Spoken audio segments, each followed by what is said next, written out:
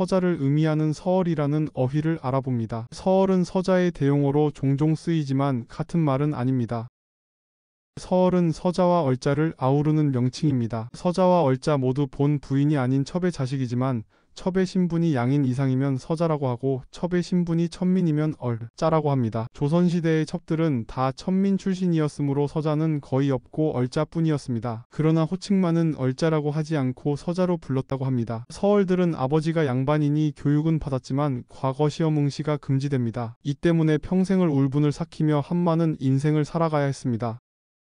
서얼의 한자는 여러서 서자 얼자입니다. 여러 서자는 여러가지 사물을 보는 곳을 서묵가라고 하는 것처럼 여러가지라는 의미로 주로 쓰입니다. 그러나 서자라는 의미도 있는 한자입니다. 사자성어 섬섬옥수의 한자 뜻을 알아보겠습니다. 간을 섬을 2번 써서 섬섬하다라고 하면 갸날프고 곱다 날씬하고 예쁘다의 뜻입니다. 구슬옥 손수의 옥수는 여성의 예쁜 손을 가리킵니다. 그래서 섬섬옥수는 갸날프고 고운 여성의 아름다운 손입니다. 섬섬옥수는 손을 가리키는 사자성어이지만 용모가 포함된 어휘라고 간주해야 합니다. 얼굴도 손도 모두 고와야 합니다.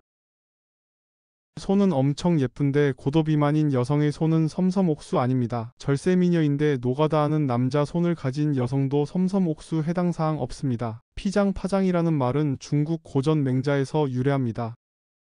원문은 피장부 아장부 그가 사내 대장부라면 나도 사내 대장부다 그러니 꿀릴 게 없다 일단은 이 뜻입니다. 그리고 이 어휘의 앞뒤 문맥을 보아 해석하면 조금 차이가 있습니다. 여기서의 피장부란 사회적으로 큰 영향력을 갖춘 거물을 의미합니다. 아장부란 아무런 사회적 경험이 없는 적수공권의 청년입니다. 그쪽이 재물, 명성, 사회적 지위 등을 다 갖춘 거 인정한다. 나는 비록 적수공권이지만 실력과 인품을 갖추었으므로 밀릴 게 없다 그러니 당당하게 맞서겠다 이런 뜻이었습니다. 지금은 이 말이 피장파장으로 단축되었고 너나 내나 낫고 못한 게 없다 쌤쌤이다 이런 의미로 바뀌었습니다.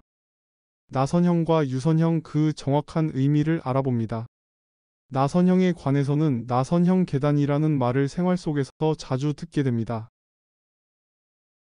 나선의 한자는 소라 나 돌 선자입니다. 소라 껍질처럼 빙글빙글 돌면서 올라간다고 해서 나선형 계단이라고 합니다. 유선형은 공기의 저항을 최소화하기 위해 앞쪽을 뾰족하게 만든 모양을 지칭합니다. 유선의 한자는 흐를 유자의 줄 선자입니다. 물체가 가는 방향으로 물체의 선들이 흐르고 있다는 의미로 유선형이라고 합니다. 남의 자식을 높여서 부를 때 자제라고 합니다. 자제의 한자는 아들, 자아우, 제자를 씁니다. 한자의 뜻은 전부 아들만을 의미하고 있으나 자제는 아들과 딸 모두를 포함하는 어휘입니다. 국어사전에는 자제가 아들만을 의미한다고 되어 있으나 시중에서 실제로 사용하는 용례와는 맞지 않습니다. 아들, 딸 구분하지 않고 남의 자식을 높여 부를 때 자제라고 총칭합니다. 필생은 살아있는 동안이라는 의미입니다. 필생의 한자를 살펴보면 마칠 필날 생자입니다. 한자의 훈만으로 해석하면 삶을 마칠 때까지라는 의미가 됩니다. 뇌세포 손상으로 인해 정신이 완전히 황폐화되는 것이 치매입니다. 모두가 무서워하는 어휘 치매를 검토해 보겠습니다. 한국은 한중일 3국 중에서 IQ가 가장 높습니다. 그런데 치매 비율 또한 가장 높습니다. 이 통계를 어떻게 해석해야 할지 참 난감해집니다. 치매는 서양 의학 용어를 일본에서 번역한 한자 어휘입니다. 한자는 어리석을 치, 어리석을 매자입니다. 참 그럴듯하게 번역을 했네요. 한국에서는 노망망령이라고 했는데 치매라는 용어가 일본에서 도입된 후 압도적으로 사용 빈도가 줄었습니다.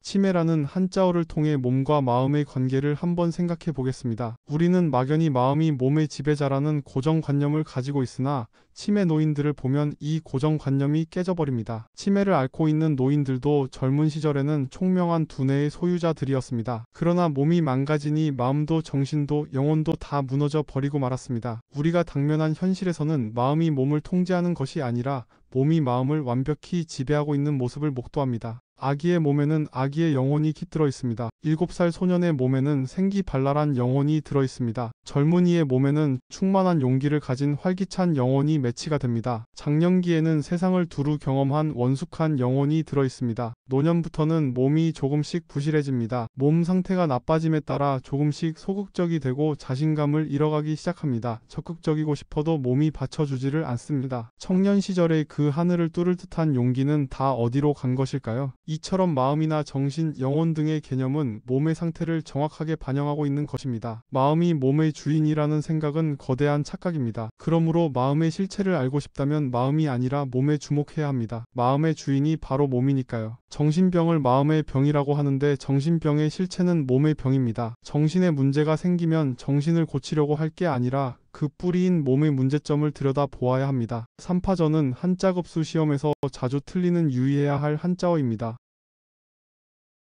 삼파전의 한자는 석삼 꼬리파 싸움 전자를 씁니다. 이 중에서 꼬리파가 참 특이합니다. 상식적으로 생각하면 갈래파를 쓰는 삼파전이라고 해야 할 것 같은데 이런 단어는 국어사 전에도 없고 옥편에도 없습니다.